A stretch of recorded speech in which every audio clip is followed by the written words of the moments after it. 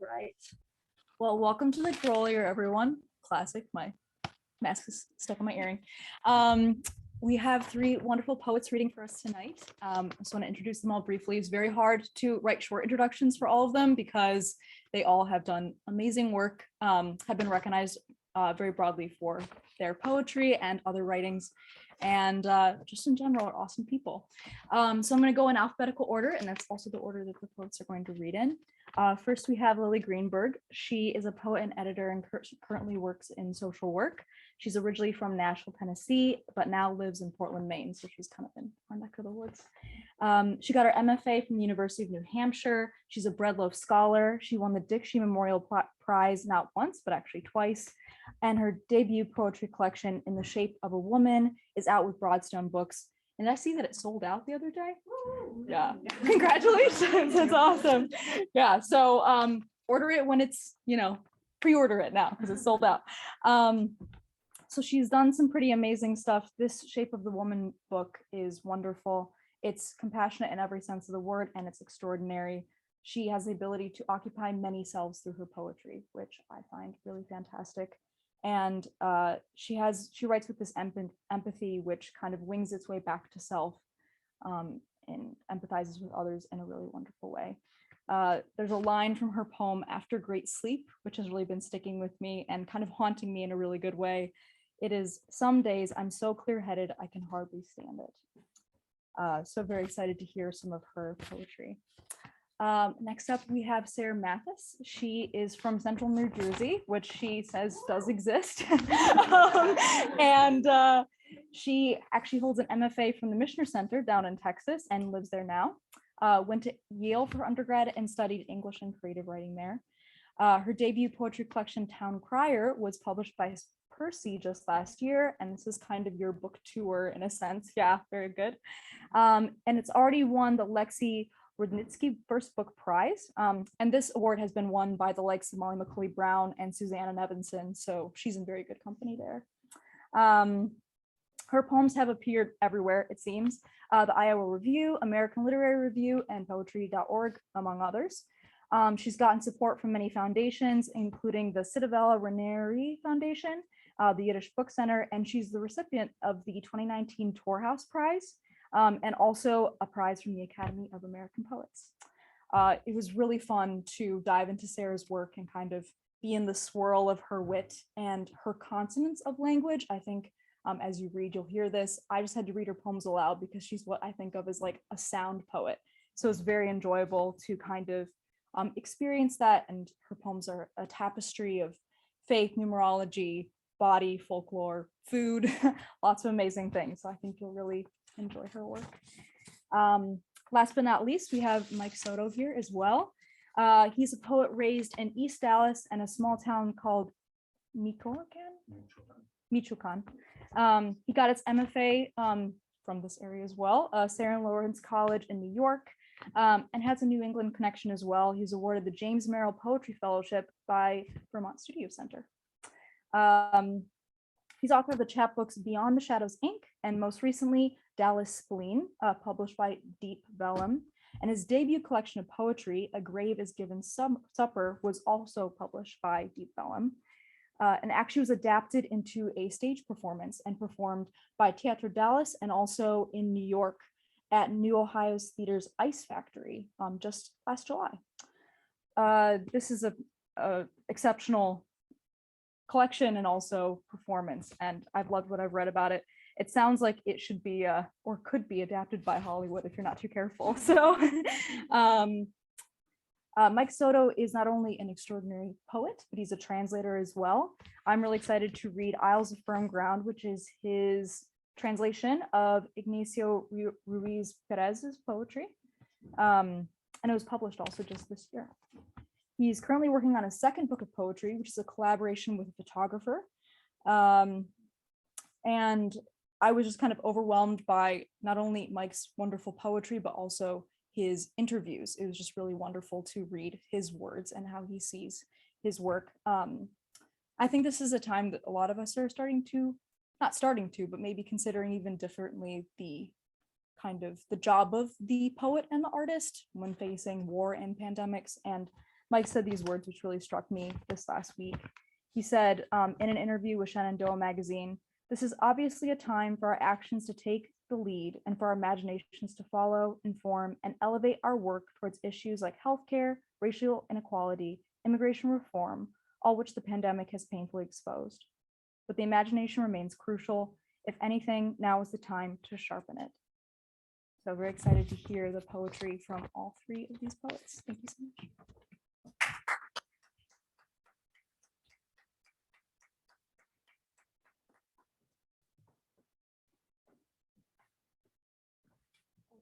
Okay.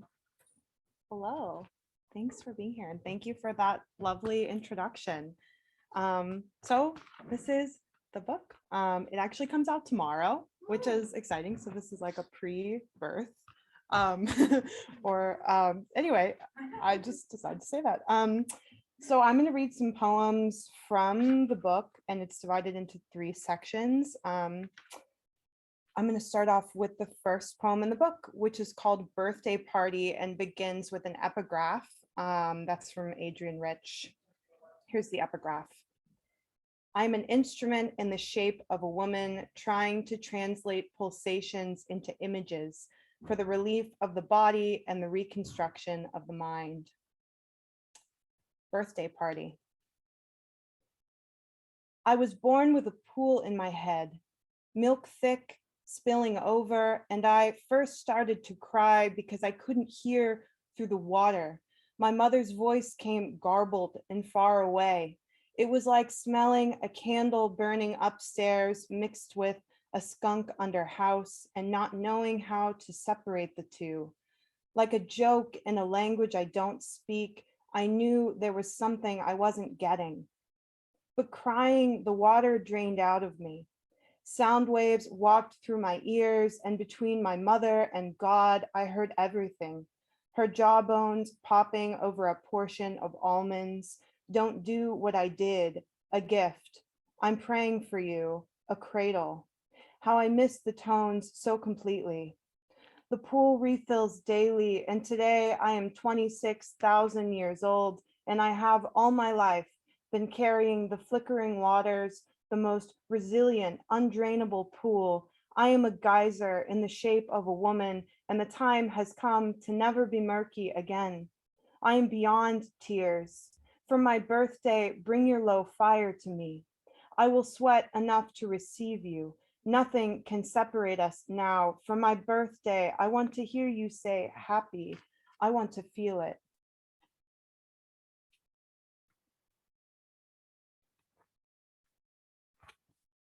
This next poem is, well, I think a little bit about the book first. A lot of what's happening in the book is enacting transformations, trying to look back on pulling from experiences that I had in my life of how I was raised, what was given to me, and trying to transform it into something that's more my own. So this next one, this is about growing up and doing Girl Scouts. I don't know, did anyone here do Girl Scouts? So this was being in the Bible Belt of Tennessee as a Girl Scout, and really the only thing to say about it is that all of the badges mentioned in the poem are real badges. What I learned as a Girl Scout was how to play America. We set up table in the sunniest patch of curb, and to the people of Kroger, we were easy charity in our little brown vests. We sang, we've got Thin Mints, they are divine. Samoas, tagalongs are favorites of mine. Tasty, crunchy, oh so sweet. Girl Scout cookies are such a treat. Oh, America, give us your money. Pay for our suite at the Grand Ole Opry, our room serviced Sundays, our elevator screams. Hotel manager, thank us for our philanthropy. Tell us we scouts keep the world a good place. For this we earned the Cookie CEO badge, Adventure Camper badge, charged entry to Jordan's pool, business owner badge, dumped suds on minivans, car care badge. America, pay for us to sleep in the glass shark tunnel at the aquarium where the hammerheads press their horrified mouths above us. Animal habitats badge. What a white, beautiful world full of good citizens and many thanks. Somewhere else, the boys tied knots and wove baskets and made model airplanes that couldn't fly anywhere and had nothing to do with the real rules of suburbia. Maddie said, ew, at the dark hair from Jordan's swimsuit line. Good grooming badge. Peyton smashed the pasta bowl, so ice cream for dinner again. Simple meals badge. Use resources wisely badge. I was 12 and my parents told me not to talk to my sister anymore. And Maddie stood on a cafeteria table shouting, Lily's sister's on drugs. Responsible for what I say and do badge. My family story badge. As a Girl Scout, I understand American success. I pledge allegiance to my country. I serve America's God at all times. I have the buying power badge. On my honor, I have tried.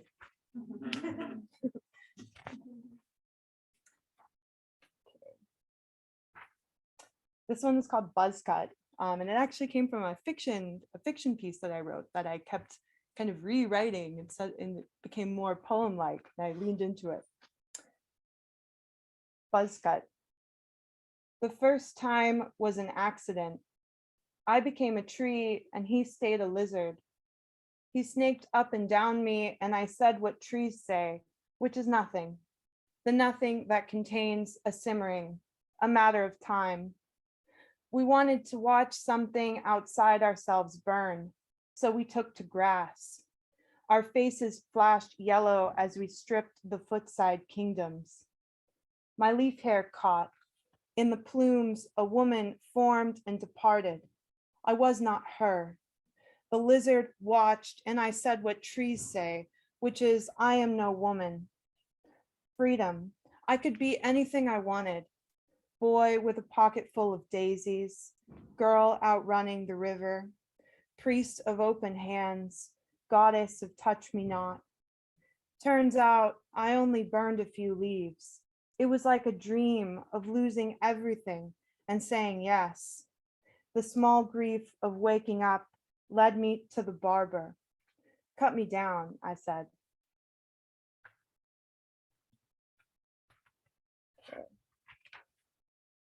I'm going to read one more from the first section. So I think the first section, shape, has a lot to do with body image and seeing oneself and trying to take feelings of scarcity and turn them into abundance somehow, that kind of transformation. So this is The Octopus Eats Its Own Leg, which was actually based off of or inspired by a Takashi Murakami exhibit that I saw in Dallas. Eyes fed on me, a wall of them as I floated hungry through the museum, knowing eyes are more or less mouths and everything consumes. My gut growled in agreement. No, protest. Eye candy does not nourish. American, you are always eating. You can eat all day. The octopus eats its own leg, still the hunger. Today, the gift of bread. I'm older and no longer crow my legs in black windows to prove a hip bone. Milk rolls fell in and out of hands. I didn't eat them. They fall today, soft flakes and warm. A woman's first meal must be innocent as an open porch where a fox carries the chicken high for the neighbors to witness. This is the end of punishment. I no longer chew the gum hard or reach into funhouse mirrors for that shape certain of applause from the red-lipped giants of bone. My dreams include yes and thank you. Knees touching at the table is more important than the red tablespoon worn as a keychain. And whatever I remember, my leg grows back thick as oak in a century of sun. I dream of flying, how my limbs pull like fins of God.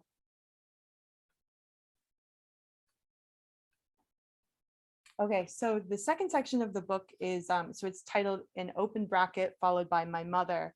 And it's a sequence of poems where each of the pieces fills in the bracket. So to my mother, from my mother, out of, etc. And it's kind of, I think it's an arc of a cutting of the psychic umbilical cord. And which I think everybody has to do as a part of growing up and relating to family in a more full way. So I'm going to read right through these. I'll read 4. To my mother. If you were a tree old as oak dipping into the creek, I'd call you so wooden, a woodpecker drums into your cheek and you'd take it, the honor of being chosen. But you are no tree, and I am returning to the river. I am under the hood of half-lit moon. I am barefoot-brained. I am leaving you behind. I will never leave you behind. Everyone is you when I squint. Whether or not you still call my name, I have made strings of shaved hair, a new nest on my head, a suitcase sanctuary. Whether you have ever believed me, I corkscrew into the earth in my spiderweb dress, a cyclone of white mud and cracked cocoons. Out on the water, tomorrow's lost glove is afloat. Rebecca and my mother. The first time an owl looked at my mother, she was in San Francisco looking for my sister, walking under a white sun when the eyes of who she understood to be God lifted her own eyes right out of her head. She called the dead number again and my sister picked up. They met at Whole Foods and drank the coffee black. My mother came home convinced. A redemption story, the circle blown open into a cross. I wasn't so sure. My sister's room was mine now. I wanted all the doors in the house to stay closed. My mother began wearing an owl around her neck, drank coffee from an owl mug, staged big eyes on the bookshelf, the kitchen table, the bathroom wall. The story starts over every year. My mother walks wide-eyed through the park, the sign, the phone call, the flight, holding the red balloon of my sister's face, praying for methadone the way Californians pray for rain. I used to be afraid of the owl, but its appearance changes nothing. We misread the message. Within the circle of its eyes are more circles, a loop reinforcing the immutable stare that I turn my head backwards to remember, always moving away.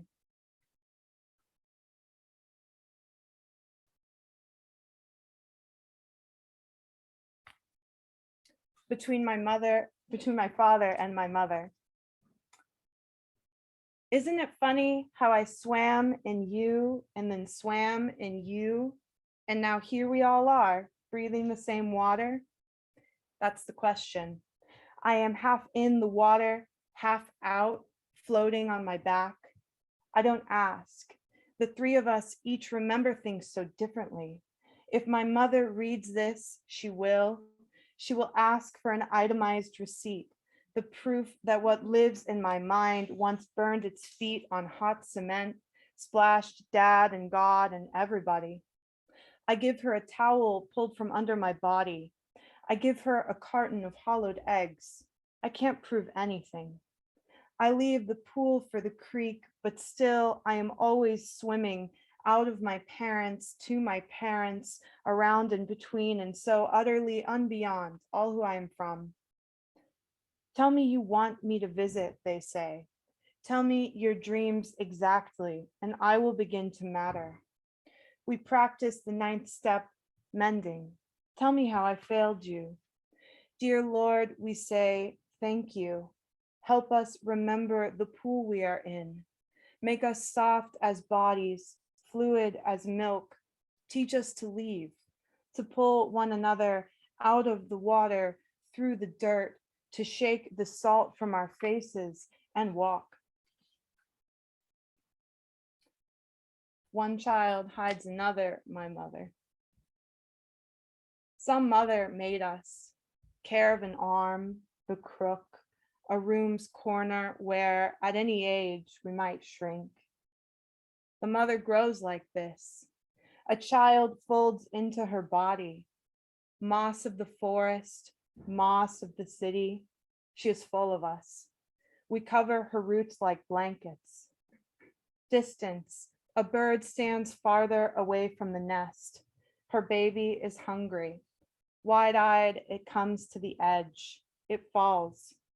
When will we learn? Reaching for her, tumbling feet, and a sidewalk stands us up. This is how we say I. I am walking where you are not. Your clothes, I gave them away. This is my body. I am growing it. I am centuries tall, hungry, and lost in a field of blackberries. I take and more grow back. Body, belong. I will make my body belong. See the mother shrink. Children stagger above her. The ground, twigs, dead logs. Her hand can't grip a pencil. She is hungry, asking, who cares for me? Who cares for me?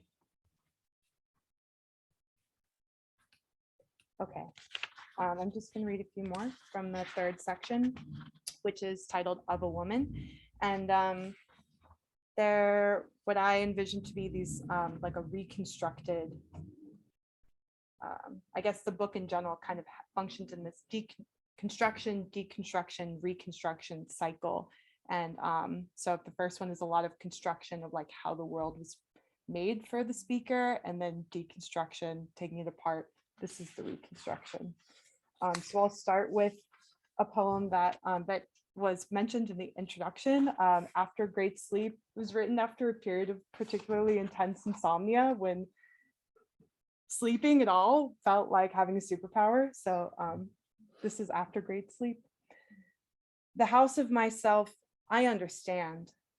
I found the water pressure control. Wind is clearing out the attic windows. My shoes are learning to share and sock abundance. The leak in my basement spitting waste. I have found a bucket and it is not you.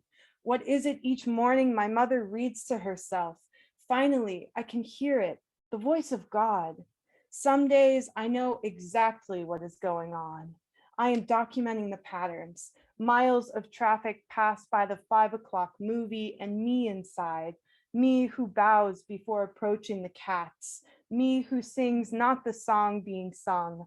My third ear, my whole body is standing at the bus stop of great seeing. What a snow globe I am. Watch me reach into a dumpster and pull out $20. My whole body, am stepping out from behind cracked glasses and welcoming the big box of wheels rolling over the road. Some days I am so clear-headed, I can hardly stand it. Okay, just two more.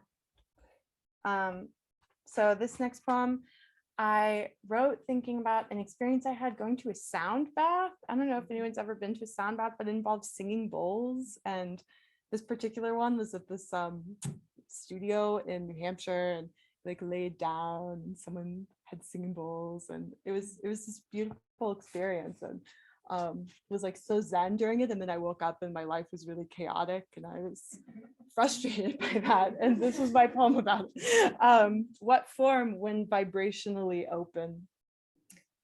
We came out of our coats and laid down apart. Bulls sang and a woman, her voice covered us like water, and goats watched from outside. I slept, not sleeping, but floating. When I woke the next day, my room was old, hung with yesterday's curry and a towel over the door that won't close. Close for me. I pull one door and slam against another, caught between rooms that won't end or start. I am dumber than any goat lost in the neighbor's woods, the only true word, almost. I want impossible things, a hallway I can pass through and say definitively then and now. None of this spilling, trickling, carrying over from one life to the next. I want to wake suddenly taller, longer, and certain that all of my dresses and pants must go. It is time to start again. Imagine to be completely, for one moment, not changing, still enough for blackbirds to think my shoulder a safe place to land, to stand at the edge of a tree's shadow, light cutting me in two. Here is God, here is not God. Impossible. Okay, one more poem, and this is the last one in the book. This one is the occasion for it is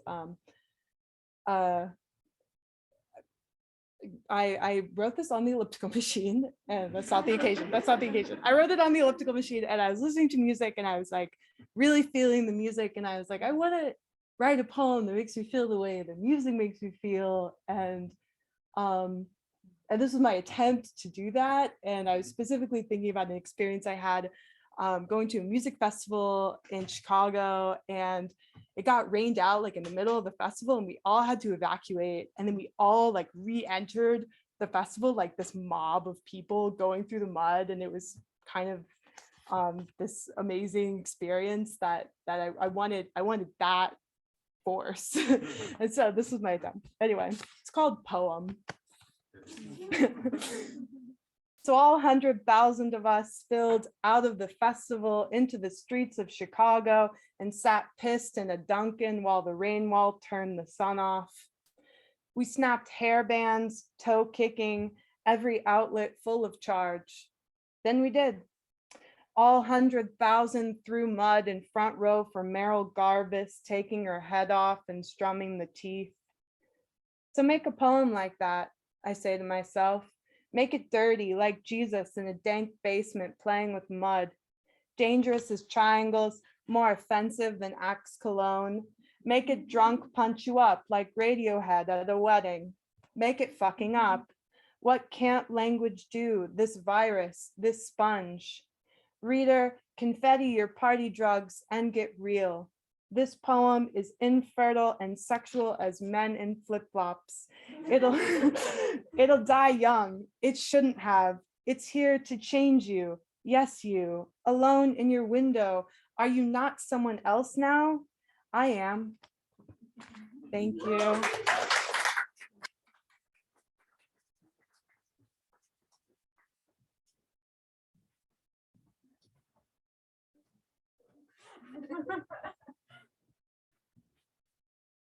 Hi, everybody. Okay, water, pen, list, and book, clock. Me. Hi, how's it going? I'm Sarah Mathis. I'm so happy to be here. I'm so excited to be reading with Lily and Mike, and thanks to Grolier and everyone who helped put this on. I'm going to be reading mostly from my book, Town Crier, which came out just a year ago. Yesterday was its first birthday, and I haven't really been able to share it very much because of the old pandy. So now I get the opportunity to do it with you. So I'm going to read some poems from it. Okay, I'm going to start with this poem called Listen, There Are Demons in Your Well, which is a line from this Yiddish folk tale I was reading where someone's got demons in his well, and then the guy who comes to evaluate the situation says this to him: listen, there are demons in your well, as the diagnosis. So I like that line. Listen, there are demons in your well. I'm bound in a complicated braid. Voices, they wind through my many ducts, ventricles and veins, round vowels. An O is just a paper towel roll impossibly knocked over in a midnight kitchen. In bed, I wonder why the cat is shaking until I realize I'm shaking and that I'm shaking the cat. Listen, I know that there are demons in my well. I can feel their round fists pounding my empty cavities. The stories tell me to extricate my demons, I need only throw my nagging wife down my well, and she will drive them away. Being my own wife, I chuck myself into the dark. I fall for a very long time. Turning myself inside out is much less terrifying than expected. It's really good to see you. This poem now that I will do is called 613 Mitzvot, which are the commandments you're supposed to follow to live a good Jewish life. That's all you need to know. I've been to this park before. I'm starting to accrue on this place. My presence a little bump of spackle where a better picture hung. A Tinder message comes in. Wait, is that you in the park right now? It feels so good to be recognized. I shut that down fast, though, by talking too much about the 613 mitzvot and the categories into which I am sorting them. Confusing, amazing, terrifying, important. The guy was like, okay. You know how it feels when you're onto something? The sea closing up behind Moses and Aaron, inventing the zipper eventually. A cloud exhaling slow over the sun, shapes moving on the grass. I lived my whole life thinking I mostly got it. There would be hardships, sure, but there would also be paring knives, cross stitches, parables, ways. Then the arrival of blood and its usual readjustments. Then the condemnation of love, first God of my life, followed shortly by trees, steam, travel by wind. And then today, these 613 new small gods. Not to eat things that swarm in the water. Not to muzzle a beast while it is working in produce, which it may taste and enjoy. Not to leave something that might cause hurt. Not to seek the dead. Anyway, 6 + 1 + 3 = 10, which is my favorite number. And 6 - 1 - 3 = 2, which is, you guessed it, my other favorite number. Is this a numerological mysticism? Is this the transformation of 10 to 10, of 12 to a dozen, of 2 inevitably to parting? Somewhere in the number line there exists my perfect balanced name. Imagine it self, SE.LF, a quantity of language, more than I or me. Sarah.H with her dangling breath, her name the red leave a penny dish into which we drop a copper H, suddenly with something to give. But some days the decimal shifts underneath me. Some days I am floating with my ears below the wa point ter. Love, rounded up, becomes the way I feel without it, low. God wakes me up and all that's left by night is go. How about a love poem? It's called Love Poem. Okay, love poem. Some days I wake up and it is terrifying. A dream of you is only good while it's happening. Then it's just pissing with an open door, missing the deeply imagined thing, wondering how will I ever know if I really came in my sleep? You're so enthusiastic. Your household dehydrator has been used by your midwife roommate for her clients' many placentas. The machine is clean and damp on the drying rack. You could proceed. You could make your beef jerky, but instead you must call and tell me about the dehydrated placenta. This is one way that you tell me that you love me. Another is when you leave a package in the freezer clearly marked, snake, do not eat. I appreciate that. But some days affection is the salve we rub over affliction, like the way you take the unknown calls that come into my phone from 609 area codes and never disparage me for assuming they carry news of fresh death. The way once you listened as I practiced a eulogy between bites of pickled radish. Do you remember that dim afternoon? Curled like quotation marks on the bed, a mouth opened between us. Holding each other, kissing casually, you started to squirm, rolling your forehead over and over my chest. Do you remember how you said it? The very first time you said it. You answered, I love you. I had asked, what's wrong?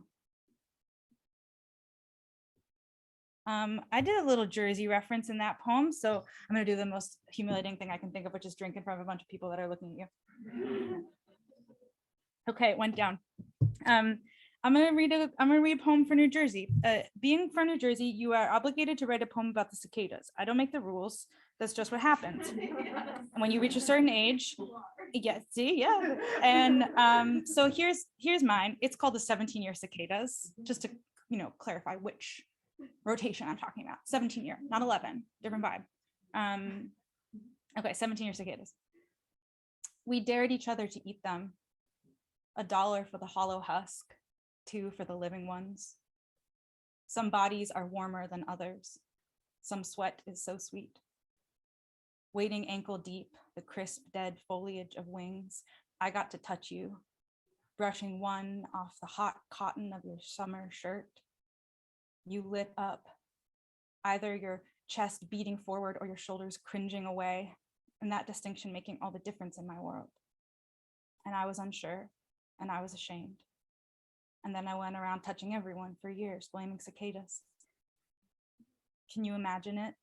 Standing young and shoeless in a purple dusk, the trees so empty, the fields so still, wondering where did all those bodies go? They were just here, right here. The sound still humming in your memory like a grooved tinnitus. Can you discern it? The difference between what you loved and what was there? The fields so empty, the trees so still, like the living room the morning after a party when you wander downstairs to find everyone has rolled away their sleeping bags and gone to the lake without you.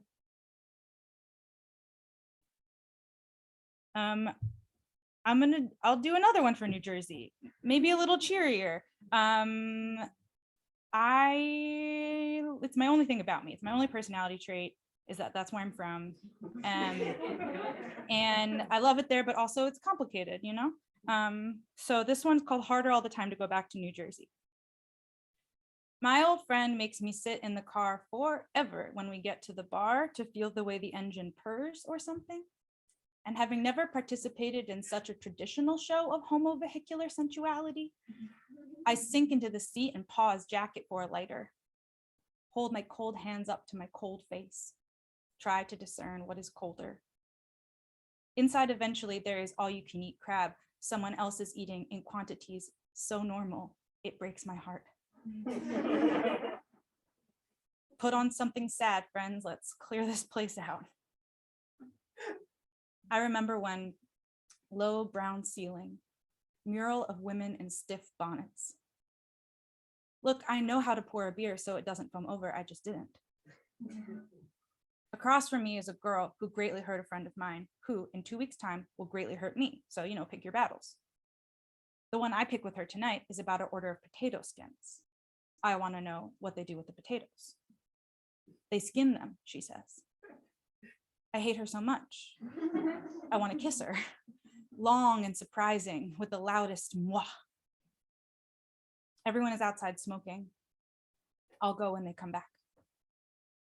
Behold, an orphaned potato skin. I set it down like a boat in the closed sea of my glass, watch the salt blast the beer into a fizzing electric kiss, and go back. Pop rocks, purple skies, under the Bradford pear trees. There's a special darkness cast around a single light left on at home. Sometimes I think if I had known they were just joking about eating the roach, if I hadn't pretended my voice was gone a full day after it had come back, if only I had known that the ones I would love were the ones that would never leave, and that the staying would make them so unlovable. These are all real bummers. I'm trying to think of something I can spice it up with, but to be totally honest with you, these are the cheeriest ones. The book experiences a death, just warning you in case you're curious about it. And then goes on to have to kind of like deal with that grief. It happens really early, and it sort of processes that, and then it pops up in different ways as grief does. And so for a while, the book sort of writing at that lost person, and then sort of tries to join him in like a kind of death and habitation sequence. So I'll read one of those. It's not cheery. It's called Self-Portrait at the End of My Life. It also has New Jersey in it. I do remember beauty, a blue pool in the Pine Barrens, tangles of hair on a soft stomach, my lips combing through them. Working hard and quick on a fire in the black backyard, knowing soon I'd see those bright lit faces bursting through the screen door, saying, there you are. And then being alone, howling on the mountain until my spirit expands, pans out and sees my body disappear below the tree line. Or the blank, expansive solitude of being a child in the back seat of the car on a long trip home. My head in the sling of seatbelt. This is part of the thing from reading from memory. My head cradled in the sling of seatbelt, the hum of adult voices, the dark and permeable glass, the sky spilling in. Still, I wanted the next thing, to collapse the paper dolls of my life back into the flank of an aspen, to hear the insides like floating with your ears below the water. I suppose that's what I'm getting now, though I always pictured it differently. I thought I'd be floating on my back. I'm gonna do, I think, three more. Yes, I'm gonna read one more from the book, and then I'm gonna read two new ones because I've been on a book tour for this book, Town Crier, and it's been fun. But I've also been reading these poems a lot, and I haven't really read any new ones, so I thought maybe I'd try it out on you as a little experiment. So I'll read one more from the book. This is kind of the other end of the death and habitation sequence. This is after the speaker in the book has been like writing so hard at the person that maybe they start to think like, what if the dead are like, stop it, leave us alone, stop paying attention to us, we're fine. So that's this poem. It's called Lament for the Living, and it's written from the perspective of the dead. We feel them walking over us in their intolerable shoes, knocking down our stone doors. And what would they have us do? Come outside? We will not afternoon among the pigeons who loiter like blanched old men in a sauna, moaning, ah, but meaning to say, shut the door, but meaning, let this day end me. Their dicks lolling across their thighs, gummy and white as gefilte fish. Overwrought? Yes. But this is just one tunnel through the story, and it is not one that leads to some outside that is sweet and green. What if we had known we were in the last 5 years of our lives? What a relief. To look around and say how fine it is, to awaken in the cracked sun, to knock back a berry into our mouths like a large and living pill, to have 2.5 years to eat before our time is reset into a new measure of halfness. And it goes. For decades, we split ourselves across the longing of an asymptote until one day we reach down to wipe and we're putting our hand through a ghost. And then it becomes intolerable, like fruit salad, a grape disguised in the juices of a cantaloupe. We leave behind a dotted line, and all these people, they follow it like a map to heaven, when what we meant was cut here. Okay, I'm gonna do some new ones and then I'll be done. Okay, I'm gonna read, okay, this is called What a Relief, which I say in the last one. So look, it's like a little connection, like a fashion collection. What a relief. I'm gonna read from this is so weird for me. I have finally espied the rumored dog 2 chain link fences over. He is huger than promised. The rumor of him has closed around my life for 2 weeks now, like his giant rumored mouth. The certain dog that lives in my house is named Little Brother, like a human, and takes tramadol twice daily by way of warm cheese. Even the disgusting chunks of life do not delight today. In the shower, my new loofah shakes the soap into thick dollops that land on my skin like cream. I am the messy and delicious underside of something new to the market. Why am I back in the shower again? I used to play this video game in which Spider-Man says over and over, hey, how do we get back to the city? I've been thinking about that sentence for 20 whole years. What if a shower was so important that it absolved someone of a murder charge, like in that movie I wrote? Often I believe I exist to remember everything and do nothing about it. But then I smack a dutiful yoga mat across the ground and begin the meaningful work of giving myself less credit. Today I was interviewed about my poems for the first time, and one of the interns responsible said, this next one is hard to explain. I guess my question is, liquids? Do you know, I mean, can I tell you what I would give to look across the table at someone and say, you want to get out of here? And watch them nod and watch them get up and watch them go. Okay, last one.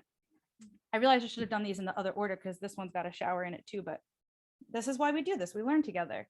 This one's called Ride on Mower. Thank you so much for listening. Ride on Mower. There he is again, my neighbor on his ride on mower, out for a mow. Inside, I am attending to my inbox, which is furiously clean. Yesterday, it had 8,888 unread emails. It was full and delicious, like the idea of an apple. Today, under force of judgment, I have falsely emptied it through the sick magic of the search bar. I feel like I have performed a thorough bloodletting on a thoroughbred pet. I cannot own a fat red seed of unknown origin and move it coast to coast in my cheek like a Wonka treat for squirrel women, and also unsubscribe from the mailing list for Nordstrom Men's Collection. I cannot be these two people twice. Just as at once should be two things and not one thing, so should I, famously one thing, be maybe no things at all. When I sat down to write today, I knew what I wanted to say. It was heavy and meaningful and written in Hebrew. I was going to learn Hebrew.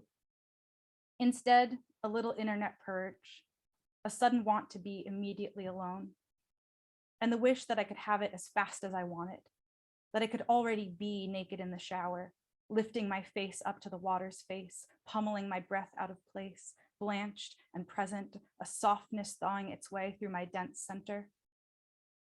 Last week, Hedgie said she was as a delicate whitefish in a sous vide, juicy and falling apart. I said I was as a tuna steak in a neighboring sous vide, and she said, that's how you ruin a tuna. Outside the window, my neighbor is still running his ride-on mower in neat circles over the grass. We both know he's not out for a mow. He's out for a ride. I want to expand until I disappear, to be eaten in the steam like the sun bleeding out behind the last low clouds. This is the most complicated shower known to man.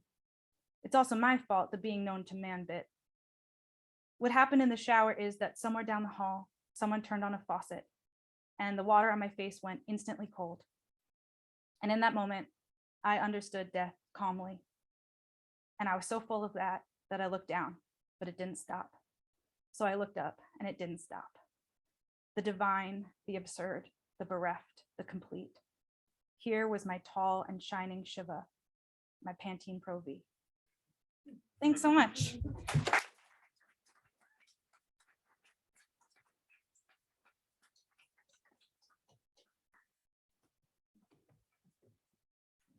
I will also sit up now.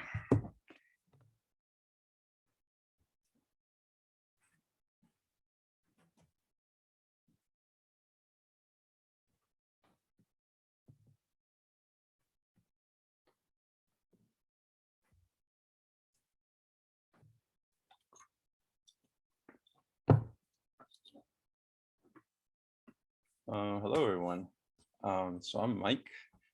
And first of all, I'd like to thank Grolier for having me. This is pretty amazing to be in a poetry bookstore. I feel like the collections on the shelf, like there's this calming sense of like order, but like a depth of order.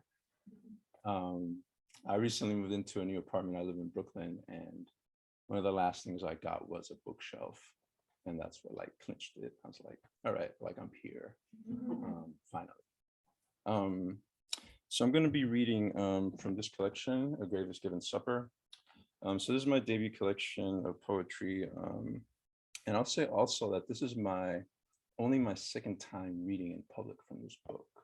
The first time I was in Philadelphia. This is my second time. So this is a real treat to be doing it here. That's one of the things that's really got lost for me during the pandemic. Weirdly enough, my book got turned into a theatrical adaptation. So I'm also sort of like had this gestation time where I've worked with a creative team, and we've staged it twice now. And but so it's been sort of a weird inverse relationship to my book, because first it was staged, sort of taken out of my hands, which felt great. And then now I'm coming back to it with my own voice. So just a few things. This book borrows its narrative arc from a particular film, Alejandro Jodorowsky's El Topo.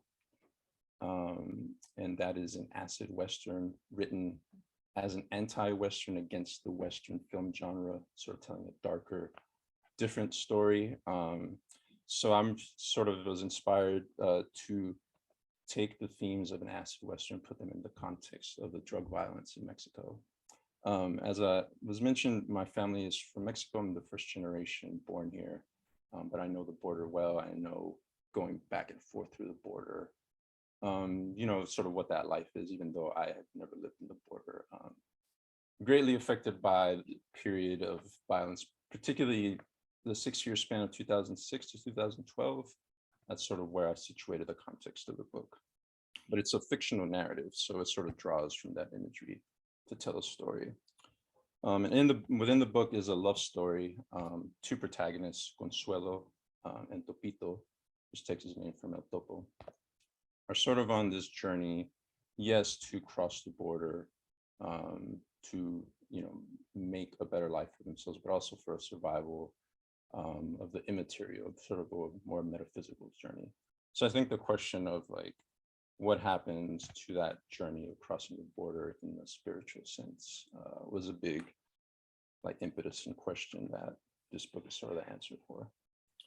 So the first poem I'll read is Topito. This is sort of the character sketch of the main protagonist. Topito.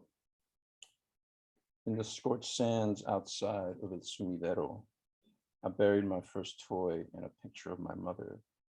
Said goodbye to my father, who looked determined to get across the wall, calmly known as the brow of God. After that, the horizon I gazed at for a grip on what to do now. Next, for the rest of my life, gave me nothing. All I could do was sit, duck my head into the darkness of my held knees for what seemed like hours.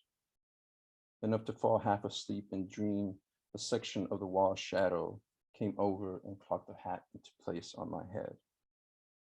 I woke and looked up, but the monolith was gone.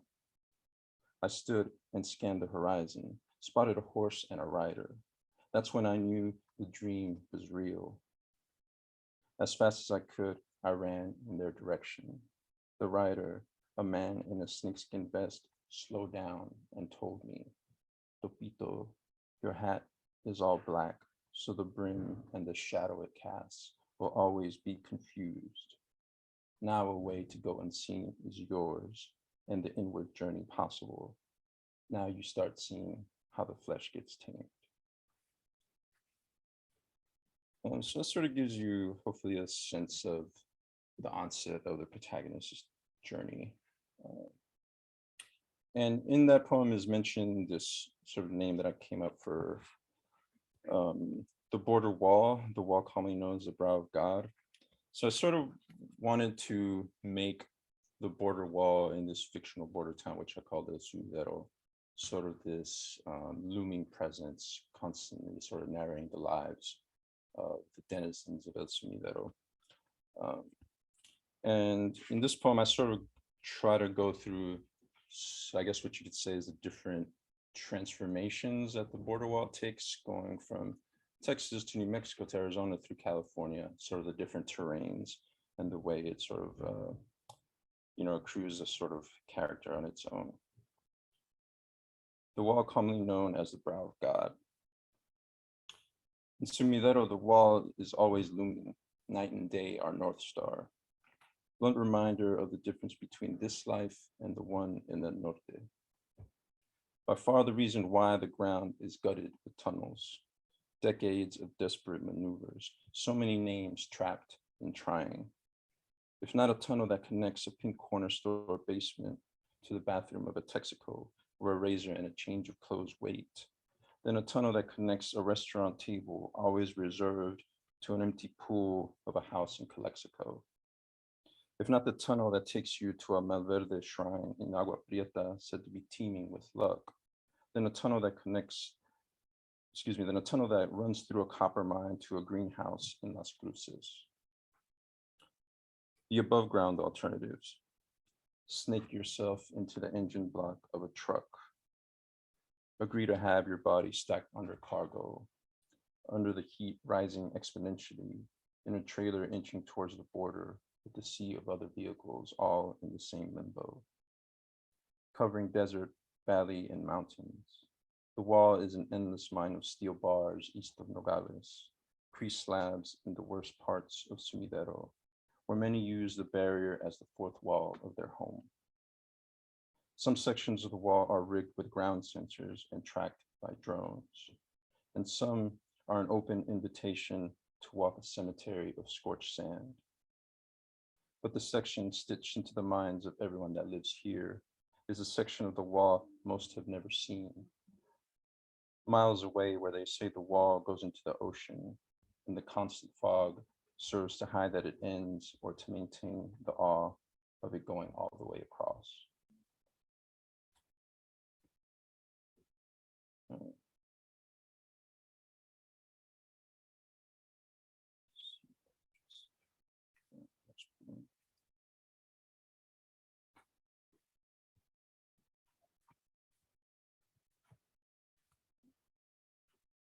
Okay, and so this poem is sort of about getting across the wall.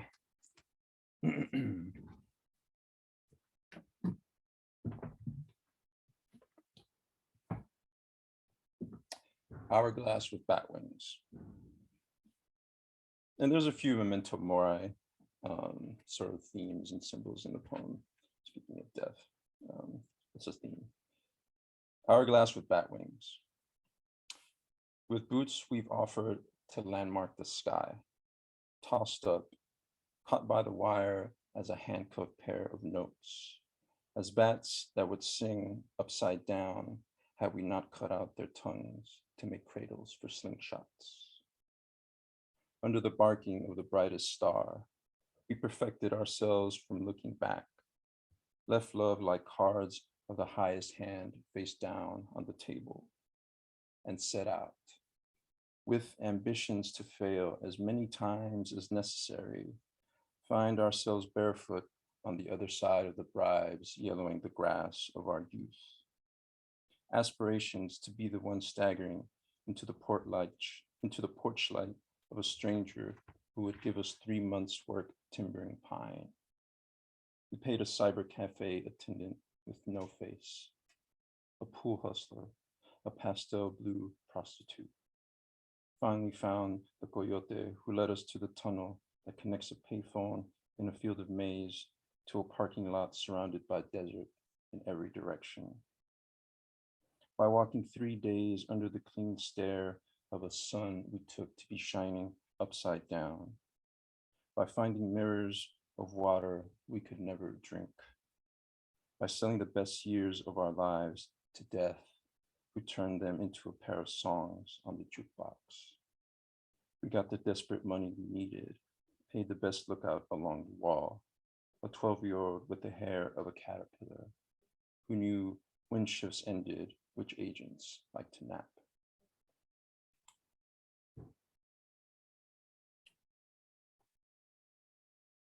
And I'm feeling pretty inspired by Lily and Sarah's reading. Themes of like letting go and remembering. So I feel like I'm gonna enter into those poems.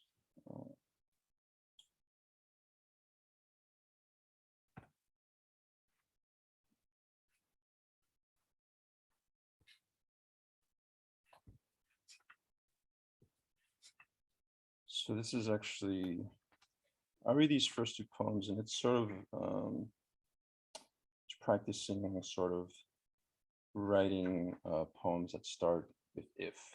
And sort of ended sort of riffing on this phrase, if letting go is a kind of light, which seemed to be just like reading meaningful for that reason. Letting go, you know, there's a power in that. What is that? What is it when you really sort of like let go of something and start anew? If every star is a grave, I've held tunnels against the windows of trains when they mirror the face of me trying to look out.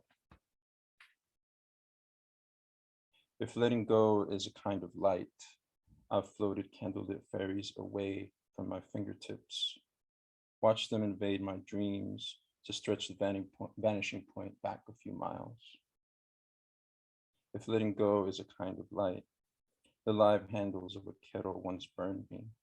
Black and copper was once the night, and afterwards, until the day they unwrapped the bandages from my hands, I slept backwards, awake in my dreams, asleep in the so-called real. If letting go is a kind of light, I've set fire to mansions, memories no longer tracks to follow, every picture a horse on the ground riding from black to burned.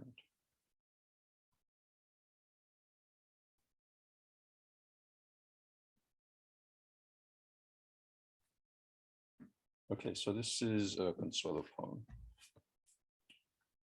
Instructions or Consuelo's yes. Tear a window on the pomegranate's flesh. Smell the bright blood of its seeds. Rest it on the shoulder of the grave. Let that wound be a light you left on. Place it in the manner that best punctuates the still life. Gravestone, gray flowers, grade of moss and lichen grimed over a 3-year fall. Walk the path away. Think of the garden you'll inherit if you turn back.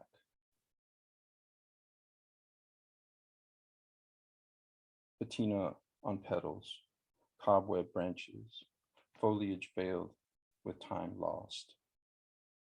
Red for the dismantled weight of your thoughts. Red for promises of bloodshed on billboards lit up and for once unkept. Red for the tablecloths snatched out perfectly from underneath death's supper. Take the memory of that scent. Lock it in a drawer whose key you'll have to swallow. With you, there are moments sunlight never touches with its fingertips. With you, fire damp flowers that sway on a seafloor. With you, this need to arrive at a glowing curtain, enter the photo booth, and let it give you a strip of your real face to place in the corner of your vanity.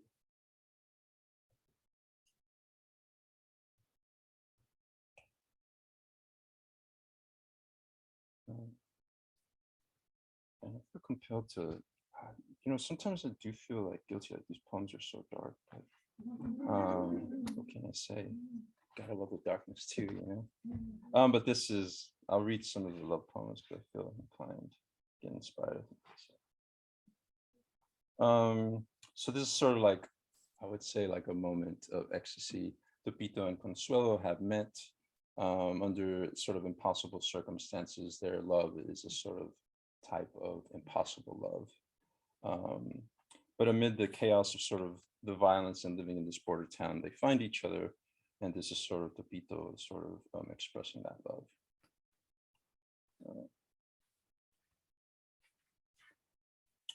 Okay, so these go together. At the top of the Ferris wheel, the city on the other side of the blackout, dressed in bridges and blinking lights, stared at our sudden death with an utter lack of surprise. Windows wide awake mocked our existence on the wrong side of the wall. But this moment, stranded at the apex of the dark, after the veins of all machinery ran dry, before the panic settled to dull frustration, when Consuelo sees my wrist white, told me always in her dreams an anguished dog yearns to be saved from the argument it's having with its tail. This blackout is what it wanted, to be taken by the scruff, to be stranded in an instant where the difference between life and death is a hummingbird. She took my hand into her dress, told me the difference was smoke, a snuff candle's hair, the difference between black and black if it bled. In between her thighs, the weather was strawberries. The weather was her rushing to get me inside.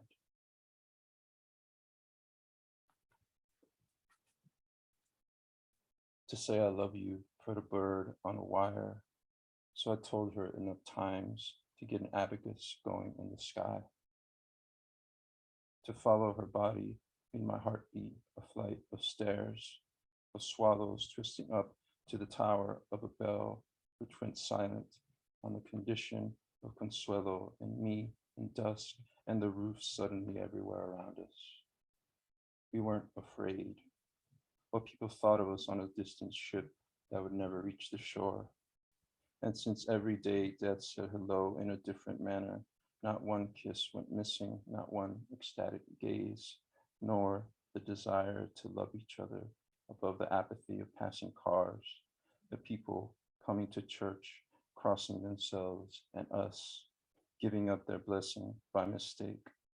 The paletero barking out his flavors, making us laugh, because what kind of ice cream man is angry? Okay. And also, I think I'll read a poem about remembering. Memory has sort of special evolution because we don't need to remember anything anymore. And if I'm not mistaken, which is really impressive, Sarah, that you read everything by memory. I think, like when I was in grad school, I think legend has it that Saul Williams came and just sort of read for 33 minutes off the top of his head. Just blew everyone's mind, and I missed it. I still to this day regret hearing that. But remembering in large capacity is equivocated with, being closer to God, like a godly ability. So this is sort of about that. In addition to sort of writing about the drug war, my family is from Michoacan, which I think some of the more interesting rituals of the Day of the Dead are there. Sort of like no iconography, no images. It's very rooted in indigenous practice of the Purépecha Indians in Mexico.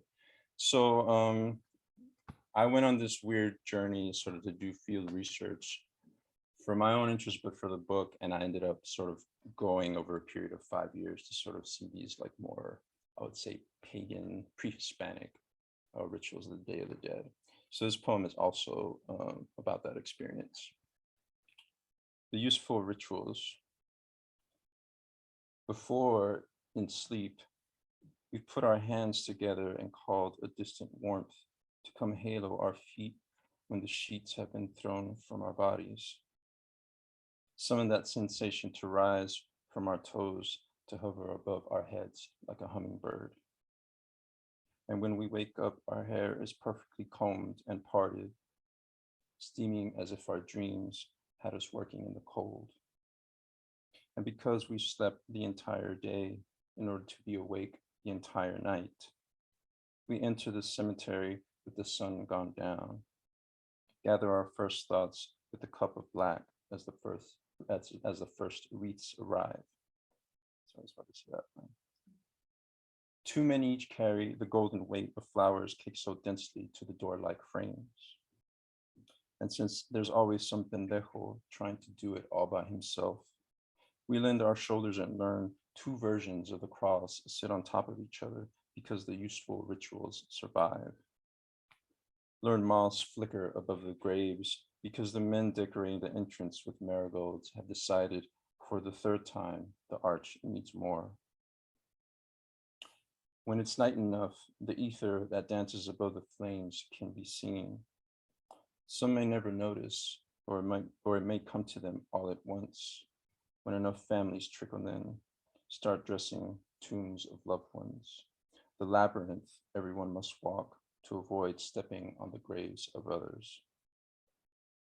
A mother hands a spade to her daughter, straightens the picture of her husband after kissing it several times. There is a feeling to take away when the cemetery is lit up like this, hands shaking like cities in our pockets because it's gotten cold. Remember completely enough. Notice the seeds already held in your fists, the ones that will lift our lives above the ground just the inch we need.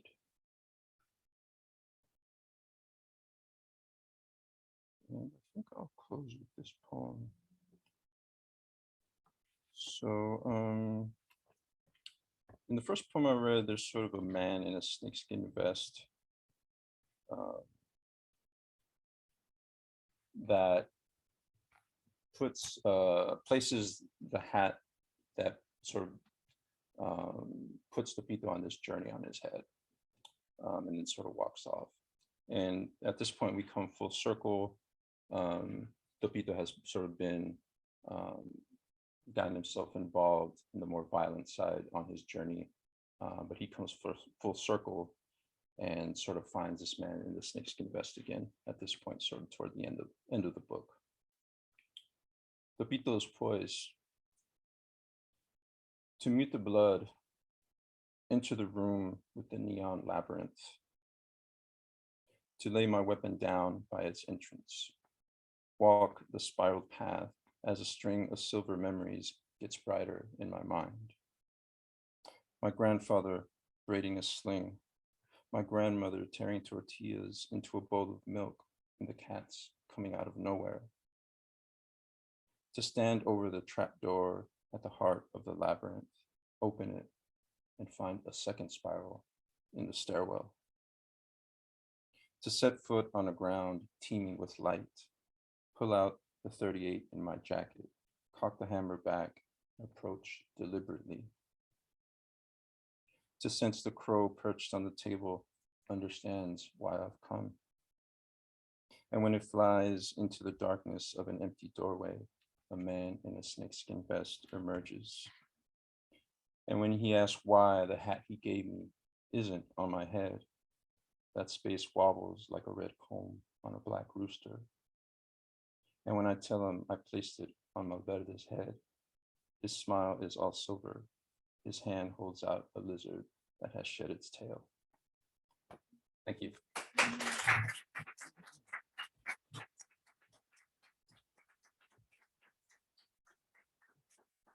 Time for a short Q&A if the poets want to return up there. I guess I have a question, and I was wondering if you could speak to what the process of publishing your first book was like. I can go first since I just. My book was published through Deep Vellum, which was for a long time a publisher of translation only. So I met the publisher through, like some luck at a conference in Minneapolis. I just sort of like was, met him and we sort of kept in touch. And I think I was sending out my book sort of to contests and stuff, but sort of wanted to pitch it to this publisher because my book did sort of have its foot in both worlds between the US and Mexico. I started writing a lot of these poems in Spanish. So anyway, I was actually going to probably like self-publish the book, but I was going to approach submit it to Deep Vellum, but Will Evans actually told me if he beat me to the punch, he told me send me your manuscript, I want to read it, and asked me where I was with it. And I told him, sending it out to contests. And he said, if you don't win any contests, we'll publish your book. So the whole time, I think it was 4 months of waiting to hear back. I was secretly hoping not to win any contest because I really wanted to publish with Deep Vellum. And I think it makes sense that my book sort of was picked up by, again, a publisher translation, but also had the freedom to design the cover and get the artwork from a print artist in Los Angeles who I thought was really cool. So yeah, I really love the creative process of putting everything together. There are illustrations that he did in between the pages too. So this book is much a concept, I think, that was sort of difficult to write, but I'm glad I don't think it would have happened with any other publisher, I think. Yeah, I feel like I stumbled into the first book. I definitely, this was my graduate thesis. I finished an MFA a year ago and started submitting it to contests also. And then I had a friend who had published with Broadstone Books, which is a small press based out of Kentucky. And she and I had tended to publish in similar journals. And so what happened, which was kind of crazy, was I had been I had my eye on Broadstone a lot, largely because they were accepting samples for free. And if you submit manuscripts, that that's not common. And so I had been checking back on their website semi-frequently to see when they would back open, and they were just kind of closed indefinitely for submissions. And once when I checked they were open, I sent a sample, and their website said they would respond in 3 to 6 months. And then I got a response that night saying, we just updated our website and no one else has submitted, and go ahead and send us your full manuscript. And I was like, and then I did something really stupid where I like went to the post office and was like, this is a book, so I'm sending it media mail because it qualifies as a book. Because I was really excited, but that's the slowest way to send anything. And so like 2 weeks later it arrived. The publisher was emailing me like, did you send it? And I was like, somebody actually wants something and it's not arriving. And yeah, and then it happened just really quickly. It was total luck, like right place, right time. And ended up being a great fit. And they let me also gave a lot of leeway for the book cover. I chose my own artist. As a queer woman, it was really important to me to have a queer person design the cover. And I chose a friend of mine named Ansa Stamper, who's an artist from Philly. And anyway, she designed the cover after reading the poems, which was a really beautiful experience. And yeah, so I feel like I'm kind of just still like trying to adjust to the light always. Like I'm like, okay, how does this work? What am I supposed to do now? I still don't know. I have terrible imposter syndrome, but I'm really glad to be among you. So yeah, how about for you? This was also my college thesis. I thought it was 2 books. Grad school, graduate school. Not that. Yeah, I'm 30. And I thought it was 2 books because thanks, Becca. I thought it was 2 books because I was writing these like grief poems, and then I was writing these other poems. So I thought, turns out they were all grief poems. In a way, I just kept noticing that things that were showing up in this like other like chattier voice that I was working in had a lot to do with the more kind of like direct like bereavement work that I was doing. I thought for a while it would be like, I don't know if people know Brenda Hillman's books, Death Tractates and Bright Existence. They're 2 of my favorite books. And I sort of thought they'd be like that. Those books are amazing. I don't know why they're not taught like all the time. But it really ended up realizing that they that it was one body, and that the story that I wanted to tell had to do with like looking right at something really hard and then looking away and having it show up peripherally in ways that you don't expect. I submitted to contests. I just got really lucky. I got 1 rejection right away because my best friend Chessie Normile, whose book is the best book ever, she won that contest. So that was the best rejection I ever got, to be like, sorry, you don't win because your best friend's book is actually, I think it. Well, I thought it was over here, but I could be wrong. But you should get it. It's called Great Exodus, Great Wall, Great Party. And yeah, so then that happened, and I worked with Persea, and they're so great, and it's a really weird experience, and I would like to be done with this one because it's really been hard to write after this. I've been having a hard time writing poems, so I'm sort of thinking that maybe tour it around, tell you guys about it, and then maybe I can write something else. It would be nice. But yeah, that's it. Cool. So let's give the poets a round of applause.